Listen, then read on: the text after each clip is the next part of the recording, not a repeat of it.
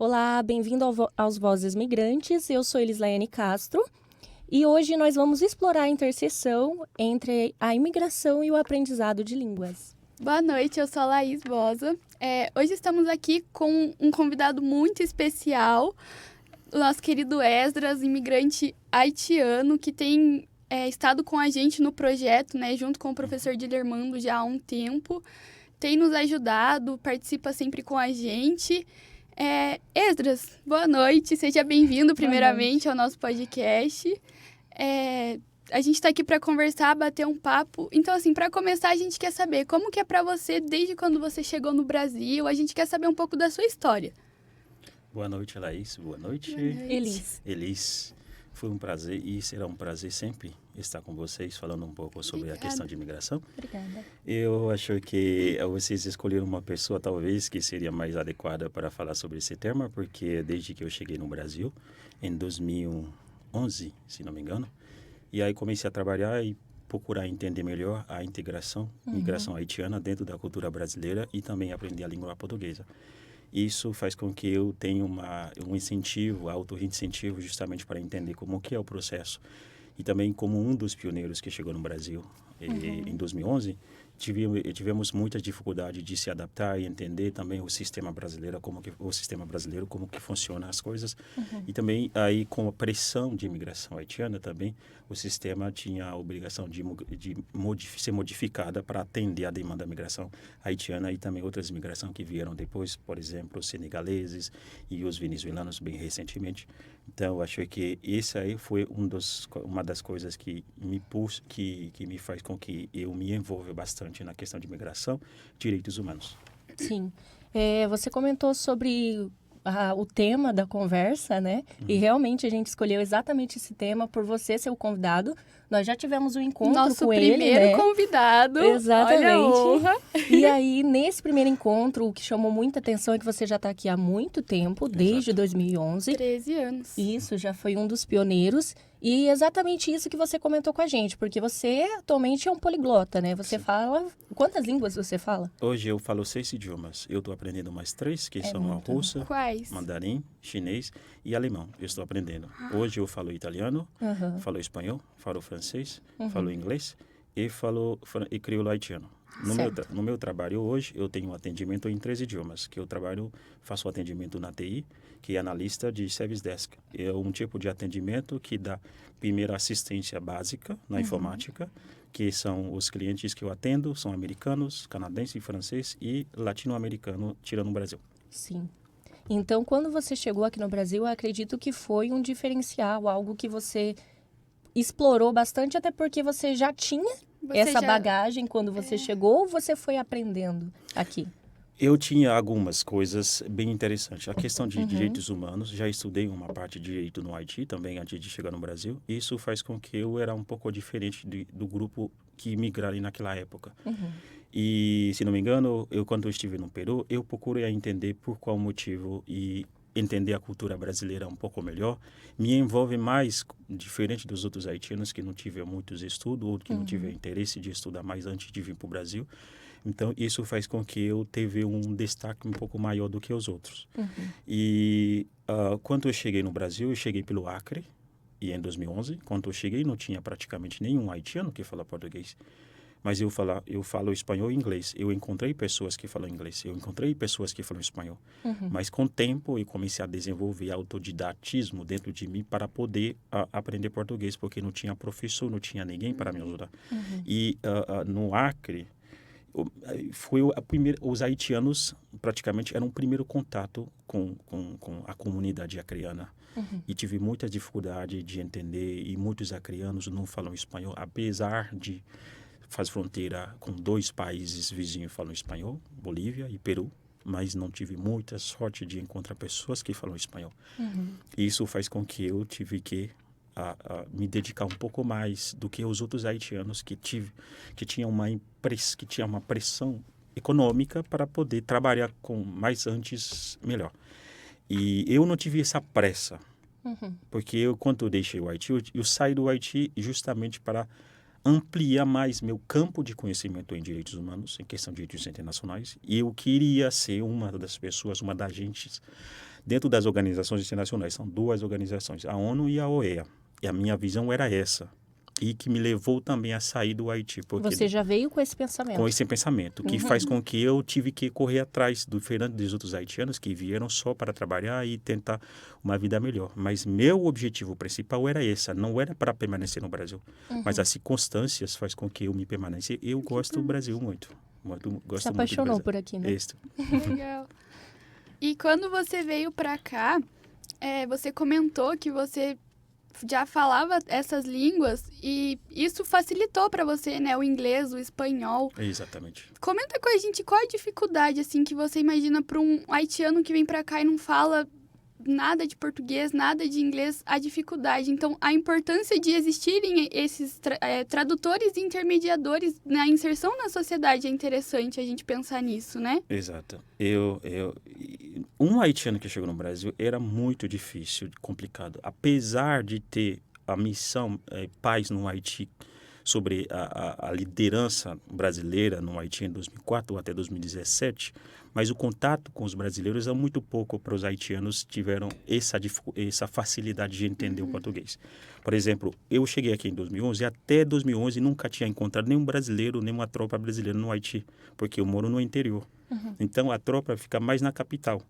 Então, quem tiver, mas apesar de ter gente que mora na metropolitana da capital, então não quer dizer que vai ter contato com a tropa brasileira.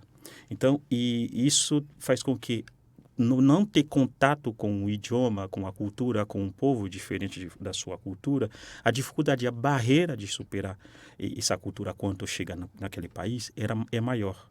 Diferente da República Dominicana, diferente do México, porque no Haiti, nas escolas, é obrigatório aprender inglês e espanhol.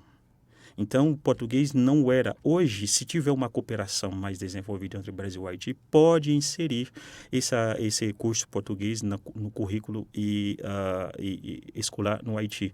Mas isso pode a longo prazo, se houver como dizer,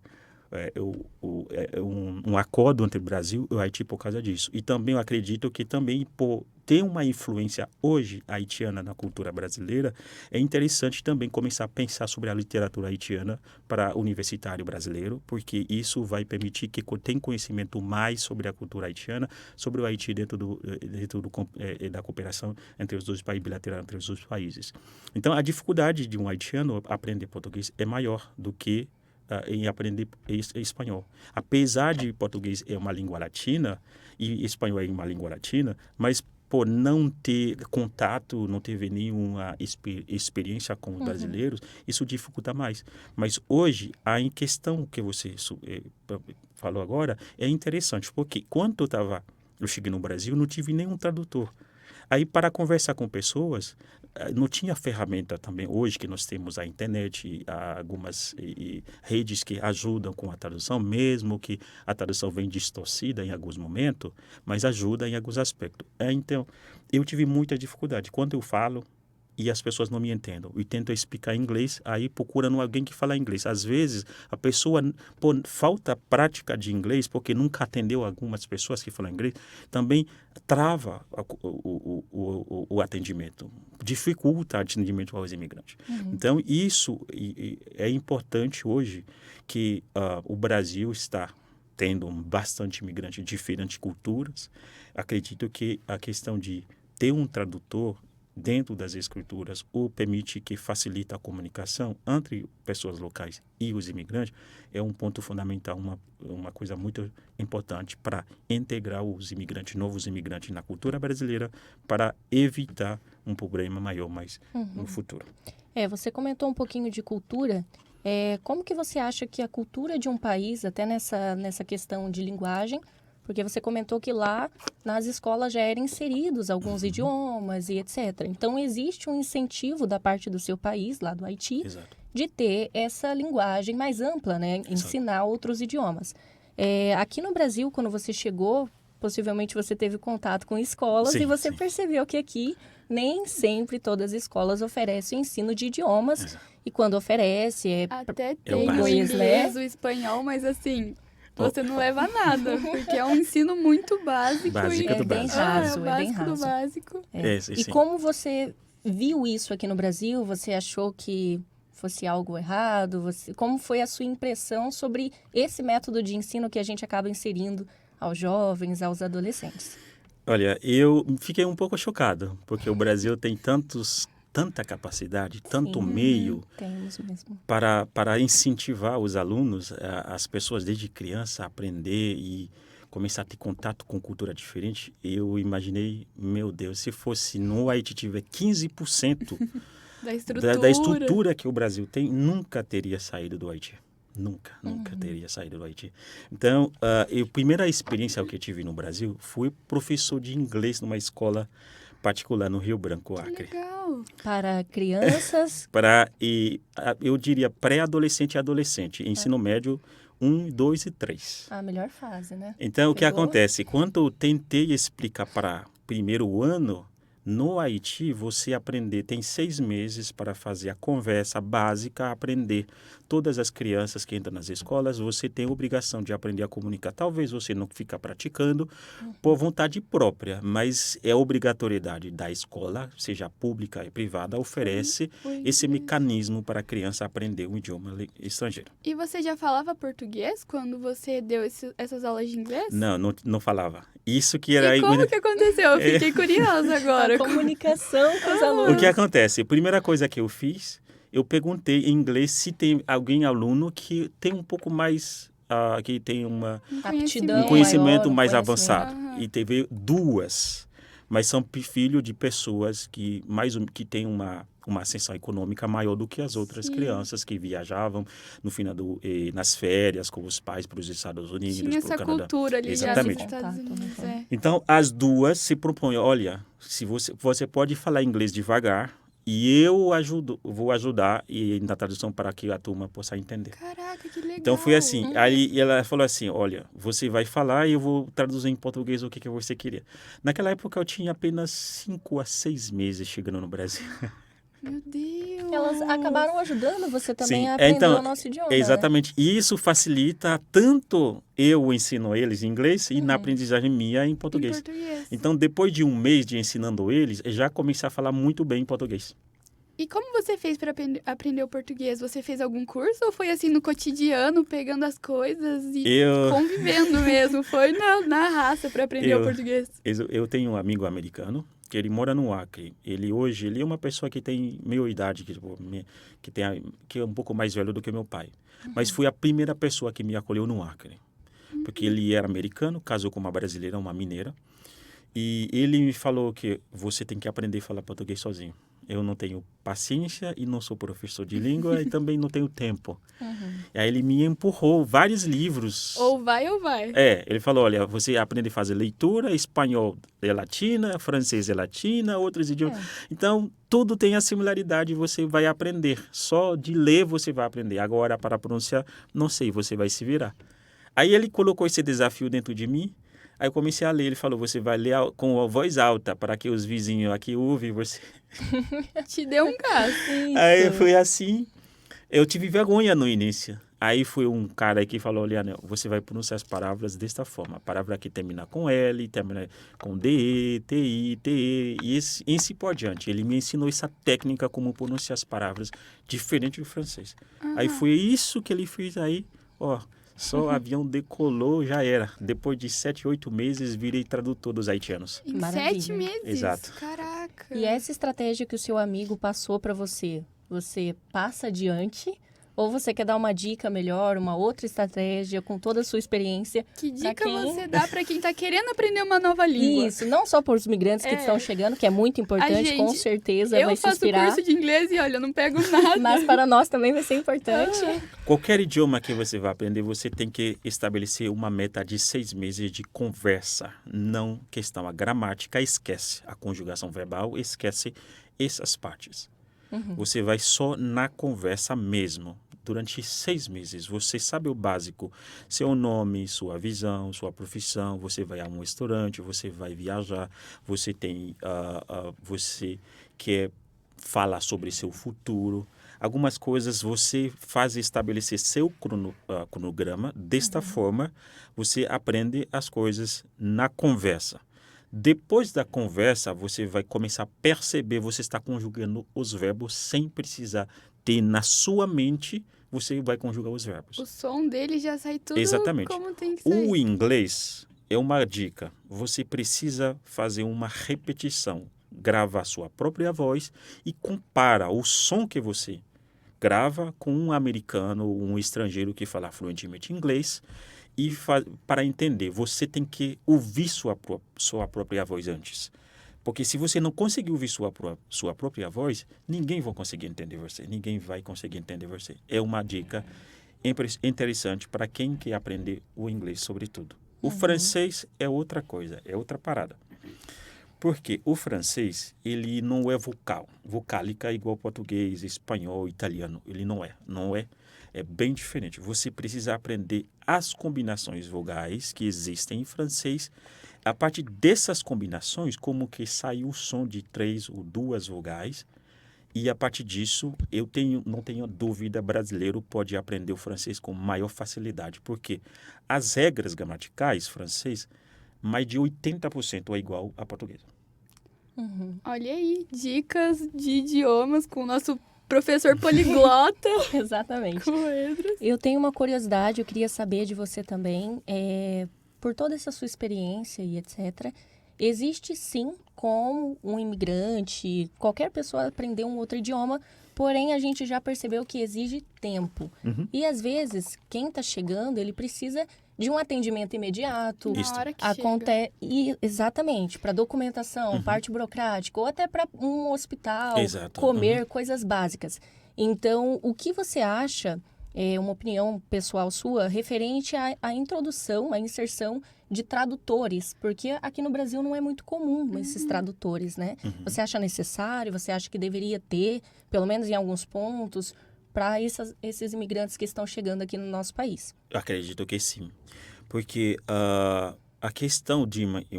Eu entendo a questão, é uma questão extremamente importante. Eu entendo essa parte. Porque a maioria dos imigrantes que vieram para o Brasil, por exemplo, os venezuelanos, haitianos, os africanos, quando eles vieram para o Brasil, não vieram para passear praticamente. Sim. Eu não vou dizer todas, mas a maioria vieram por questão econômica. E uma situação... É uma situação que precisa ser atendida de imediato. Exatamente. A inserção do tradutor, o intérprete dentro da esfera pública é fundamental para atender essas pessoas que não tiveram praticamente um parente, um irmão que já tinha chegado no Brasil antes. São pessoas vulneráveis que estão precisando de acompanhamento e atendimento para poder resolver o problema ou estabilidade deles primeiro. Eu acredito que é extremamente fundamental, sobretudo nas esferas públicas, porque além de ser tradutor, mas também tem que ter uma capacitação psicológica para atender a cultura dessas pessoas, porque a tradução literal não quer dizer automaticamente você atende um imigrante, mas você precisa entender um pouco mais a raiz para poder ajudar melhor, de forma adequada, o imigrante que está passando por necessidade. E esse é um dos pontos que a gente mais ergue, né, no nosso projeto. Sim. Desde o início, quando a gente começou com o projeto de extensão trabalhando com os migrantes, a partir do momento que a gente falou da implementação de políticas públicas para os migrantes aqui no nosso município, a gente pensa já, a partir do momento que eles chegam, não sabem se comunicar, precisa realmente de alguém ali para traduzir, um tradutor, intermediador, para ajudar Exato. facilitar o sistema para vocês conseguirem se adequar melhor à cidade. Então, isso é um dos pontos que a gente mais levanta no projeto de extensão também, né? No nosso projeto de lei que a gente está tramitando, que é literalmente implementar políticas públicas para vocês no município. E isso é bem importante. Inclusive, né, o Esdras está com a gente já há um tempo, né? O projeto de lei tá quase aí. O que você acha disso, do nosso sistema de tentar implementar políticas públicas para os migrantes aqui? É algo que realmente... Vale a pena? Não, que vale a pena a gente sabe exatamente que vale a pena, gente.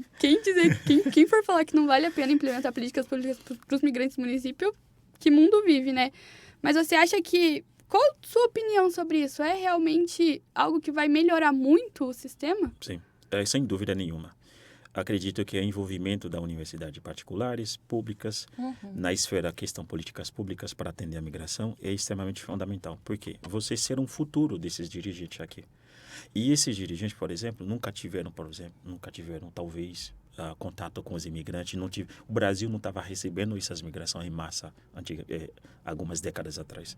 Mas o envolvimento de vocês faz com que vocês procurando a entender e solucionar de uma forma mais profunda o problema dos imigrantes. O atendimento à imigração deve ser, não é uma coisa de emergência, porque toda emergência vai acabar em qualquer momento. Quando acaba, e os imigrantes que vão chegando depois, como que vocês vão atender? É algo que tem que ser construído. Exatamente, tem que construir ao longo da vida pública de quem estiver ali na frente da administração pública, tem que sempre estar preparado, porque sempre vai ouvir algumas diferenças, algumas imigração que chegando, alguns imigrantes chegando de uma forma diferente, inesperadamente, infelizmente, devido à questão de global, a questão de guerra, aquecimento global, tudo isso vai afetar mais pessoas que estão passando mais necessidade, e mais com essas pessoas foram afetadas, mais elas vão ter que migrar para buscar uma condição de vida melhor. E países como o Brasil, que é bem acolhedor, no sentido, comparando com os outros países que eu já conheci, então, acredito que o Brasil tenha vocês como universitárias, assim, acredito que esse trabalho é fundamental para o futuro dos imigrantes. Não só para o futuro dos imigrantes, mas também para a sociedade, para a comunidade de vocês, para ter uma melhor harmonização entre o imigrante e a população local. Acredito isso é fundamental para que a gente tenha um sucesso, tanto a população local, quanto os imigrantes que chegarem, para não ter que passar por mais dificuldade ainda quando chegar no Brasil. Isso. E talvez não seja algo visível essa dificuldade para uma pessoa que não está inserida nesse meio. Exato. Porque não é algo que seja noticiado, não é algo que esteja passando no Instagram de uma pessoa, então ela não tem essa vivência e muitas vezes não tem essa noção de uma dificuldade que acaba enfrentando. Exatamente. Então, esse projeto também, todo esse podcast que a gente está fazendo, essa divulgação que a gente busca fazer, é justamente para trazer essas pessoas, fazerem elas olharem e fazerem elas terem esse choque de realidade que eu, a Laís, tivemos. Assim como nós tivemos, outras pessoas enxergarem de fato como realmente ocorre a migração no nosso país. Porque muitas vezes é um tema que não é tratado. Exato.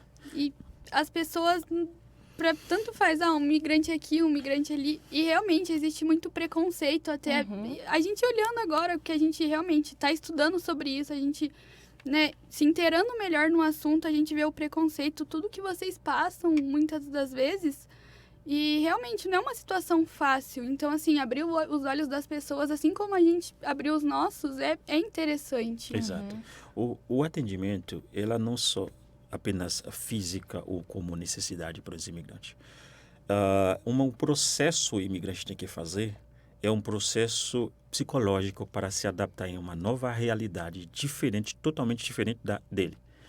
Isso eu parabenizo também a universidade e também aos alunos que acolheram, que receberam e que se envolveram bastante com o coração para que crie essa política pública, para que entende a necessidade de ampliar vai nas raízes do problema para que o Estado tenha uma solução para os imigrantes. Acredito que esse trabalho, de verdade, eu parabenizo profundamente o desenvolvimento de todos os alunos, os professores e a universidade também, que insere isso nas atividades curriculares dos alunos. Acredito que é uma resposta que a sociedade brasileira estava precisando bem lá na década passada, que precisava, mas nunca é tarde para começar, devido aos erros que passarem enquanto eu, imigrante haitiano, nunca tive essa oportunidade. As universidades praticamente estava debatendo como que pode dar documento para os imigrantes haitianos, mas o atendimento era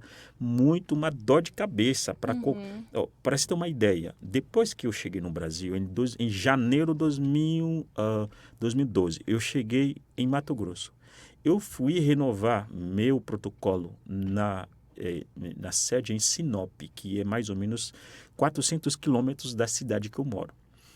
Eu cheguei lá, fui o primeiro imigrante na história a ser atendido por um delegado lá. Ele não sabia o que fazer comigo. Não sabia o cronograma, o protocolo. Não sabia o que. Ele falou, o que eu vou fazer contigo? Eu falei, olha, vou explicar.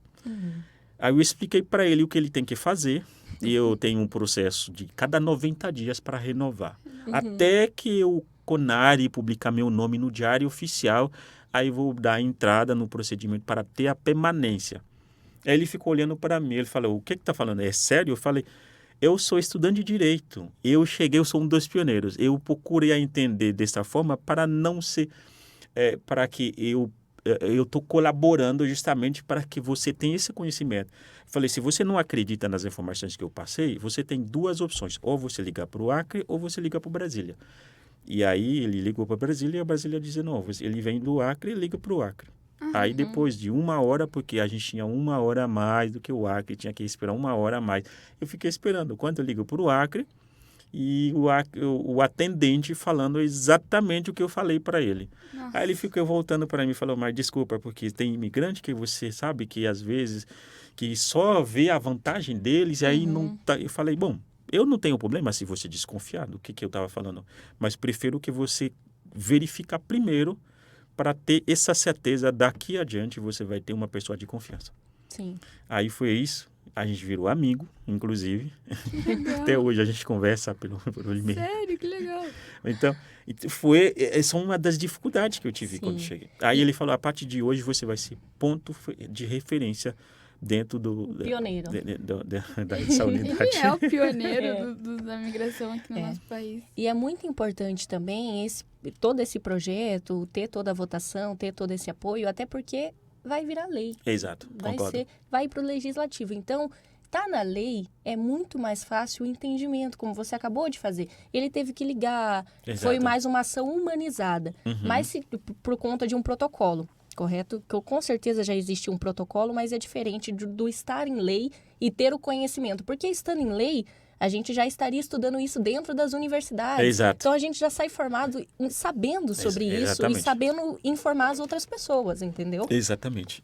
Eu concordo com você. Até porque quando sair meu nome no Diário Oficial, ele não me... eu que avisei ele. Aí, quando eu avisei ele, o procedimento ele fiz errado. O que acontece? Conari cancelou meu procedimento. Ele tive que advogar no meu caso para dizer o erro não veio da minha parte, é da delegacia. Porque tudo é a primeira vez. Tudo é a primeira vez para ele. Sim. Tudo era a primeira vez. Aí então, dificilmente ele ia fazer um procedimento burocrático totalmente correto, né? Aí eu acabei falando, ele falei, cara, agora você vai ter que... Nem existia um procedimento ainda certo para isso, né? Foi em 2013. Foi em 2013 que aconteceu isso. Aí minha permanência demorou mais de 1 ano, diferente de todos que vieram junto comigo, mais de 1 ano para poder a responsabilidade da delegacia, e a Conari entendeu, aí aceitou e renovar meu documento e mandar para que eu consiga a permanência. Se não fosse isso, talvez eu teria um grande risco de não ter o documento completo no Brasil. Uma ilegalidade ali. Mas também era a primeira vez de tudo, você foi realmente o pioneiro disso. Eles mal sabiam que processo eles teriam que fazer. Outra coisa ali. Que era difícil, por exemplo, para cadastrar, fazer o Enem em 2014, não tinha como, porque o Enem não entendia o número no RG. O RG não tem número, não tem letra no número, mas a nossa tem. Aí por isso que eu não tinha como, porque o sistema não reconhece. Os haitianos não podiam fazer o Enem naquela época. Você tentou fazer naquela época? O que acontece? Foi nessa época também aconteceu Comigrar, primeira Comigrar. Eu participei, levantei a questão, entenderam que realmente o sistema precisa ser modificado para atender imigrante haitiano. Esse negócio do RG atrapalha muitas das vezes, né, os migrantes. A gente até tá, um outro grupo do projeto de extensão, né, nós somos separados em vários grupos, estão debatendo bastante sobre aqui do nosso município de Curitiba, aquele aplicativo Saúde Já. Exato, que pede para você ter acesso ao aplicativo, você precisa colocar o seu RG e a sua senha. E para os migrantes, como é que funciona se não tem o RG? Não tem o RG, exatamente, então, já ouvi isso. A gente está conversando com a Secretaria de Saúde, enfim, municipal. É algo também que a gente vai tentar A gente está trabalhando nisso, né? Um etc. grupo, as meninas da nossa sala estão trabalhando, porque realmente existe uma grande dificuldade, porque se vocês não têm o RG, como é que vocês vão ter acesso à saúde do nosso município? Não tem como. Por exemplo, quando o imigrante chegou no Brasil, por exemplo, a imigrante haitiana, o sistema público exclui completamente, porque todos os números, protocolo grande, o sistema não aceitava. Então, quer dizer, um imigrante que chegou, você vai ter que ser atendido por setor privado. Para quê? Porque o setor privado, ele não precisa disso. Só com passaporte resolve. Vai na saúde, vai na escola, com passaporte, eles atendem normalmente. Mas um imigrante que sai do país de origem, necessidade econômica, ele vai ter condições de pagar? Dificilmente ele Não vai tem condição. conseguir, né? Então, por isso que eu acredito que a participação e envolvimento, sobretudo dos alunos, nesse projeto é um ponto extremamente fundamental para que o Estado entenda a necessidade dos imigrantes, Sim. para que cria um mecanismo de desenvolvimento, e tanto quanto o aplicativo, em qualquer esfera pública, e para que os imigrantes recém-chegados não passem por dificuldade, não seja excluído dentro do sistema de atendimento. Sim. E a partir do momento que você está em território nacional, está aqui no Brasil, você tem todos os direitos que um brasileiro tem. Você Exato. tem direito a prestar um concurso público, você tem direito a fazer uma universidade pública, de ser atendido. Uma mulher grávida tem o direito de ter um pré-natal, um acompanhamento, até porque não é só ter direito, é ter necessidade. A exato. pessoa precisa de um atendimento, a pessoa precisa de um médico. E está pertencendo àquele município, Exatamente. então precisa ter os direitos daquele município. Exatamente, concordo plenamente. Até porque quando vocês virarem os futuros advogados, quando vocês virarem, vocês vão contribuir para a nossa sociedade. Então, Exato. é algo cíclico, né? A gente precisa realmente incentivar que isso tenha uma mudança, realmente para a gente conseguir colher logo esses frutos e conseguir Sim. que vocês sejam mais integrados em tudo isso. Concordo, porque a necessidade para atender os imigrantes faz parte do desenvolvimento da sociedade e também do Estado, porque os imigrantes, ela não só vem aqui trabalhando, enviando dinheiro para fora e só, mas ele tem uma contribuição que está dando ao país, que faz com que o país seja mais multiculturalismo e tem mais diversidade cultural dentro do Estado, e também isso vai criar. Você pode, por exemplo, encontrar alguns imigrantes que têm desenvolvido alguma coisa que será útil para a sociedade. Obviamente, porque tem a contribuição de imposto e taxas que pagam igual qualquer um, porque não vive aqui só usufruindo do país. A gente tem que contribuir pelo país. Isso é natural. É natural, exatamente. E isso faz com que eu entendo que a necessidade de criar esse programa e insistir batendo nessa tecla. Eu sei que o caminho de aceitação na política precisa resistência, persistência. Sim. Porque não basta só resistente, mas você tem que persistir para conseguir. Porque a resistência aí pode chegar uma barreira, você ficar ali até a barreira ficar maior do que você nunca vai superar, mas você está resistindo, mas você tem que persistir para superar a barreira. Tem que ser mais forte que a barreira. Mais forte que a barreira. Porque, são passinhos de formiga para esse processo, né? A cada mudança, a legislação, a cada mudança a cada eleição houve uma mudança administrativa. Essa mudança administrativa pode complicar, mas por isso que às vezes, quando tem a oportunidade de aproveitar, e vamos para cima de qualquer jeito. Precisa manifestação dos imigrantes? Conte comigo. Precisa manifestação das universidades? Já vai contando com você. Precisa da sociedade civil organizada, outras organizações dentro da sociedade civil.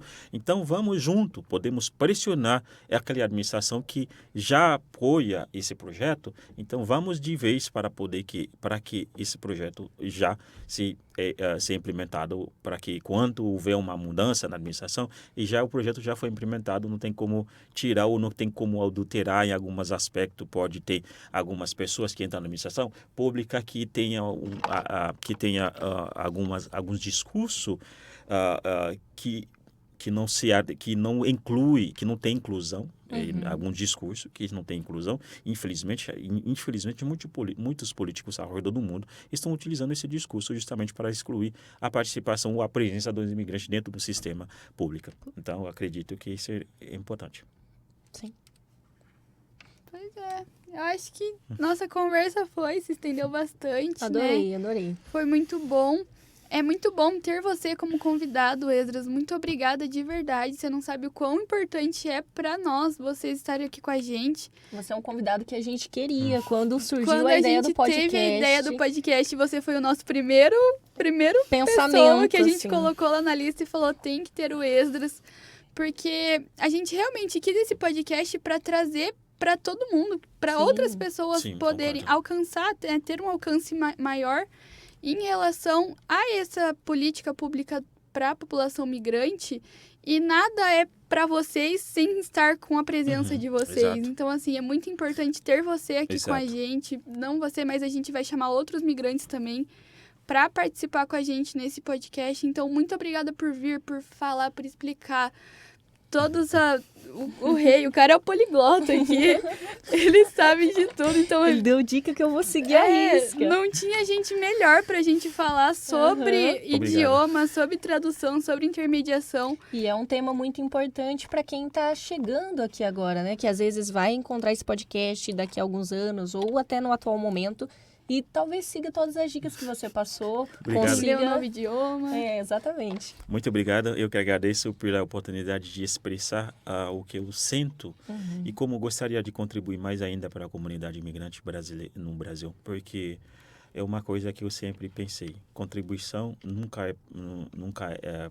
a minha contribuição nunca vai ser por um tempo determinado. Enquanto eu estiver aqui no Brasil, enquanto eu estiver em Curitiba, independentemente eu posso mudar de país devido à questão de trabalho, alguma coisa assim, se é para contribuir, seja à distância ou perto, sempre a comunidade, a sociedade civil e as universidades podem contar comigo. Sim. E também porque eu sei que a adaptação dos imigrantes não é uma coisa fácil e precisa de outro imigrante que passa por situações que possam passar algumas dicas e para que esses imigrantes, novos imigrantes, Ajuda o outro, um ajuda no outro Exato. para que adaptar mais e se adequar dentro da sociedade brasileira. É. Então, para nós, foi uma honra de ser convidado por vocês aqui. Maravilha. Mas é uma universidade que eu amo também, porque eu estudei aqui nessa universidade. A gente nem entrou, não. Vamos ter que falar um pouquinho sobre isso. O Esdras é formado em Direito e RI, né, Exato. Esdras? Eu tenho duas graduações.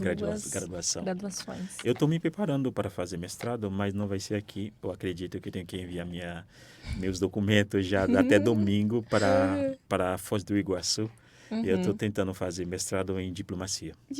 Olha, que Eu legal. estou fazendo diplomacia importante. porque os estados falidos ao redor do mundo, muitas vezes a diplomacia tradicional não está contribuindo ou talvez tenham dificuldade de implementar um plano sustentável. Então, eu quero uma diplomacia reversa, uma diplomacia diferente, não tradicional, que inclui a população local dentro do estado falido para que essas pessoas leva a população local dentro do estado falido na esfera global, porque a partir disso eles vão poder participar dentro da economia.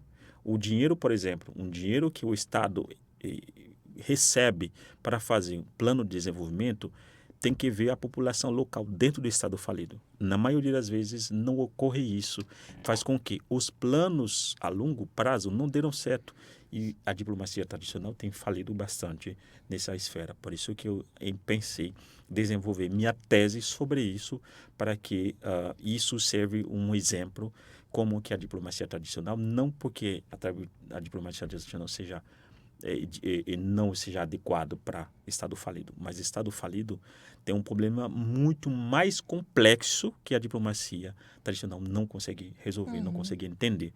Então, a gente precisa de uma nova diplomacia, precisa de uma outra técnica para poder atender e resolver a questão nos estados falidos ao redor do mundo. Mas essa aí é minha tema Que legal. E é um tema muito importante. Sim. Parabéns. A gente quer acompanhar você quando... Obrigado. A gente vai acompanhar você quando você for apresentar a sua tese. Queremos Exatamente. saber. E ele tem um espírito parecido com a gente do projeto, eu digo, que é exatamente olhar para a lei e olhar dentro da lei o que está faltando. Exato. Onde eu posso entrar, onde eu posso ajudar, Exatamente, onde eu posso desenvolver tese. Eu estou Exatamente. estudando exatamente para isso também. Exatamente. Para Esse é meu foco. conseguir integrar, certo? Porque Exatamente. a lei ela tem falhas. Ok, eu posso resolver as falhas, eu posso estudar e implementar uma política pública ou algo nesse sentido que vai ajudar de fato e contribuir para uma mudança, que todo mundo fala da mudança, mas Exato. tem que ter uma movimentação, uma ação para Mas mudança. exatamente. É isso que eu proponho na minha tese para fazer, porque Perdão. isso é extremamente importante. Porque quando eu era muito novo no Haiti, eu sempre me questiono por que algumas pessoas, algumas nações estão sofrendo, não têm capacidade de se desenvolver. O que acontece? Isso cria uma certa curiosidade dentro de mim e estudar. estudar, entender caso a caso. O caso do Haiti, o caso da Somália, o caso, por exemplo, em Iêmen, o caso de Venezuela, o caso que aconteceu, por exemplo, em Ruanda, 94, o caso que aconteceu, por exemplo, na Bolívia, o caso que aconteceu em vários estados do mundo. Um olhar mundial. Exatamente. Assim, né? Meu olho e fica olhando nesse quesito. E por que a gente não pode tentar entender de fato os problemas nas raízes? O Haiti, por exemplo, além do problema de política, mas tem problema ambiental, por exemplo, desastre, terremoto, furacões. Sempre acontece praticamente todo ano. Que é algo que abala Exatamente. muito o Se país, vai acontecer né? todo ano, por que não temos um plano a longo prazo para que não evita a perda de vida, evita que a população seja mais vulnerável e seja exposto ao perigo? Então, isso a diplomacia tradicional internacional não está dando conta. Não porque não está dando conta, não realmente estão sendo falidos em alguns aspectos, não está tendo uma resposta adequada. Isso é algo que o direito proporciona, isso eu percebi e me apaixonei por isso também. Porque existe a ajuda imediata que é necessária. Exatamente. Exato. E existe a ajuda a longo prazo. A longo prazo. E o é plano. o que o direito normalmente faz parte. Exato. Hoje você não entende muito bem as movimentações, mas daqui 5, 10, 15, 20 anos você vai falar, teve essa pessoa que foi pioneiro, ainda bem que ela começou esse projeto, ainda bem que ela começou, que apoiou isso, porque é algo que vai dar uma mudança a longo prazo, de fato. Exato. E a gente é imediatista, né? A gente quer na hora. Quer na hora, mas não. é necessário, No direito não temos tudo na hora que queremos. Exatamente. Porque eu olho e fica ao longo prazo. Porque o que você faz agora? Porque a próxima geração, você tem que deixar um legado positivo para a próxima geração. Exatamente. Porque ele vai continuar criando, evoluindo dentro da margem que você deixou para ele, para a próxima geração. Assim que vai ser sucessivamente, o mundo vai ser melhor. Sim. Não é só de imediato. É algo construtivo. Construtivo, entendeu? Exato. É assim que eu vejo o mundo. Mas maravilha, então. Obrigado. Nos despedimos pela segunda vez. Pela segunda vez, a gente vai... Senão a gente vai ficar a noite inteira aqui conversando. Não, acredito. Puxando um assunto atrás do outro. Não, acredito que assunto, conversa, questão direito, questão política global, a gente tem muita coisa para falar. O diálogo, ele flui eternamente, bastante, se deixar. Exato. Porque eu amo muito esse assunto, eu amo muito a questão de dar essa contribuição para o mundo, para que o mundo seja melhor, para que o mundo tenha paz. Porque precisamos de pessoas que se engajam, que se envolvem, não só com o copo, mas com o espírito de mudança mesmo, para que de fato a mudança aconteça. E a mudança acontece com o estudo. Exato. Né? A gente precisa estudar de fato o que está acontecendo de errado e reestruturar o que tem que ser reestruturado. Com a participação, a gente tem que ir lá e participar para existir essa mudança. A ação, né, também. Exatamente. Mas maravilha. Agradecer Obrigado, a Positivo também, né, por esse espaço. Ela apoiou muito o nosso projeto.